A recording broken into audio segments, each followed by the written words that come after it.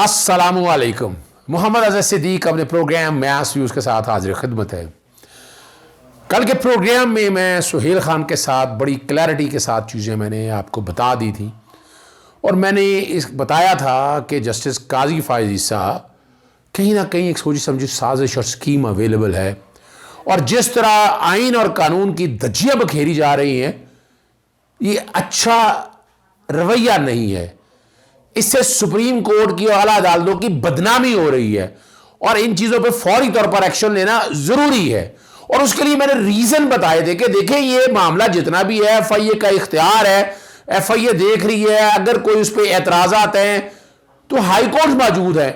जैसे काजी फाइज़ के वाहिदी शख्सियत है, यानी इससे नजर बायस नजर आ रहा है, टारगेटेड एजेंडा नजर आ रहा है कि ये सारा या तो वो रेमेडीज ले और सुप्रीम कोर्ट के सामने जो पूरी पाकिस्तान के लिए ये पिक एंड चूज का जो प्रोसेस बनाने जा रहे हैं। और जस्टिस काजी फाइज़ साहब हमेशा से जुडिशियल एक्टिविज्म के मुखालिफ रहे हैं।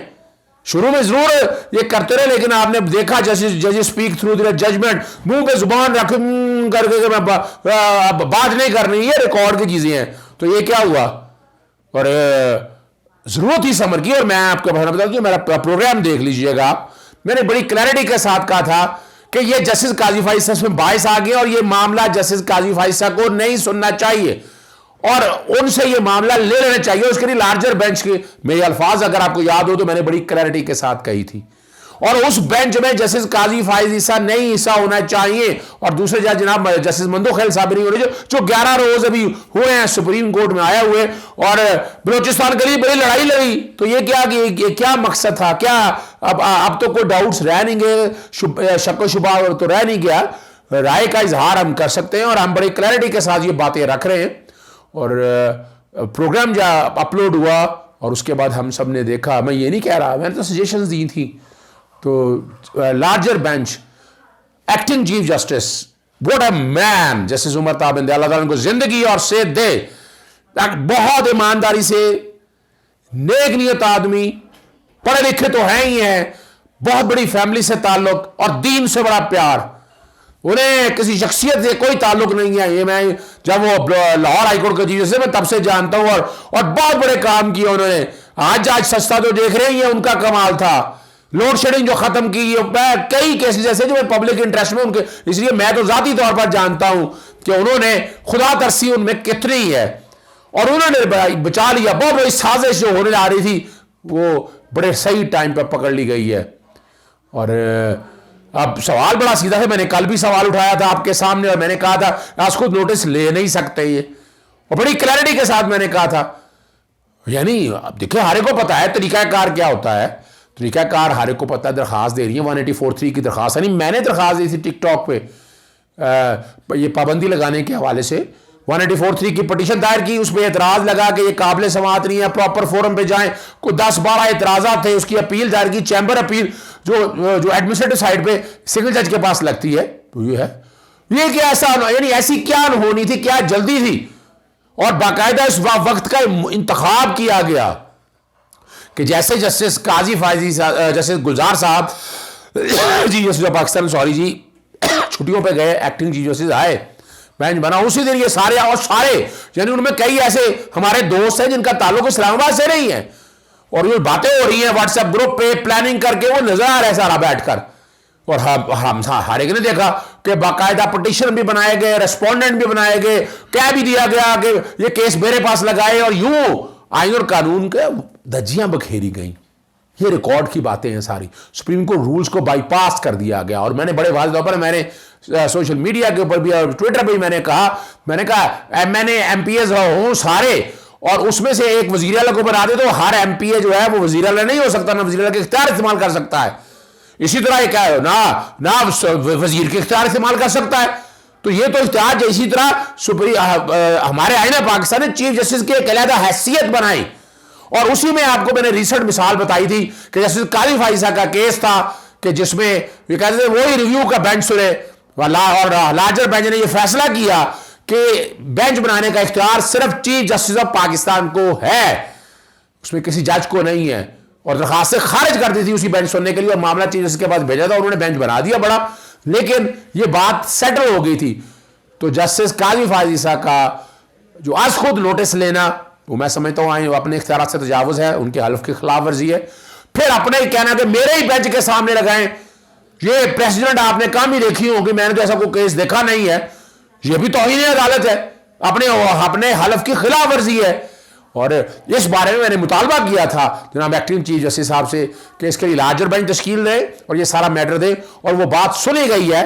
और बरोज पीर 5 रुकनी larger bench justice Umar Ata Bandial साहब की सरबराही में, जिसमें जस्टिस मुनीब अख्तर होंगे, सॉरी जस्टिस एजाजुल हसन होंगे सीनियरिटी के हवाले से, जस्टिस मुनीब अख्तर होंगे, जस्टिस काजी मोहम्मद अमीन होंगे और जस्टिस मोहम्मद अली मदर जो सिंध हाई कोर्ट से एलिवेट, यानी यहीं से अंदाजा लगा लें कि वो चाहते थे कि सिंध हाई कोर्ट उनकी मर्जी का जज बने। यानी ये क्या मजाक बनाया हुआ है इस निज़ाम को सामने रखते हुए। और आपको से पहले भी याद होगा कि जस्टिस मंसूर अली, जस्टिस काजी फायजी साहब ने बेंच के हवाले से जो अपना जस्टिस साकिब साहब के दौर में जो बातें की थी, कुछ नहीं हुआ। और वो बैठ कर जिस तरह डिवाइड करने की कोशिश की, यानी एक इदारे को मिलाइन करने की कोशिश की, ये रिकॉर्ड की चीज़ें हैं।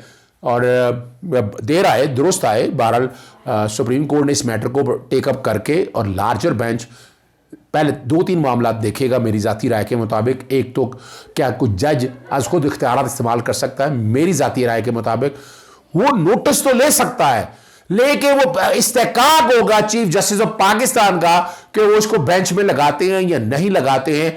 ये सुप्रीम कोर्ट रूल्स और सेटल लॉ ये जुरिस्डिक्शन उनको प्रोवाइड करता है, ये तरीकाकार और ये बात तय होगी। यानी ये नहीं कि कोई अपनी मर्जी से जो बंदा मर्जी आए कोर्ट के अंदर आकर आपको बताया गया और आप वो मोटो लेकर केस को सुन भी लें, यानी उसी तरह और ऑर्डर भी डिक्लेयर करना शुरू कर दे। यानी पहले तो होता था कि आज खुद नोटिस लिया, कहा बेंच में फिक्स होगा, चीफ जस्टिस आज को इख्तियार इस्तेमाल करते थे और तारीख में कोर्टों में होता रहा, हम देखते रहे चीफ जस्टिस साहब को। लेकिन चीफ जस्टिस साहब पहले आज को नोटिस अगर लेते थे तो मामला बेंच के सामने आता था, बेंच देखता था, उसके बाद मामला आगे चलते थे। लेकिन ये और जैसे साकिब साहब ने बहुत काम किया, तारीखी काम किया, और उनसे उसके बाद आपके सामने ह्यूमन राइट्स सेल वीरान पड़ा हुआ है। ह्यूमन राइट्स सेल को आगे आना है, इन चीज़ों सबको देखना है, देखेंगे तो आगे मामला और हालात और वाक़यात आप चलेंगे। पहली बात तो मैंने आपके सामने बड़ी क्लैरिटी के साथ तय कर दी, ये आगे। दूसरा, क्या जज जो है उसी दिन उसको नोटिस लेके ऑर्डर पास कर सकता है, ये देखना है, ये भी देखना होगा। और उसकी मेंटेनेबिलिटी भी डिसाइड कर ले, आप बैठकर 184(3) की पिटीशन बनती है, वो तो बैठकर आगे डिसाइड होगा कि क्या होना या नहीं होना। फिर अपनी मर्जी से ही पिटीशनर भी बना दें और रेस्पोंडेंट भी बना दें, आप ये देखना होगा। फिर अगला जो सवाल है, 5वां सवाल जो है कि क्या ये केस मेरे पास ही लगाया जाए। अब चीफ जस्टिस के इख्तियार कोई जज नहीं इस्तेमाल कर सकता, मैं बड़ा क्लियर हूं।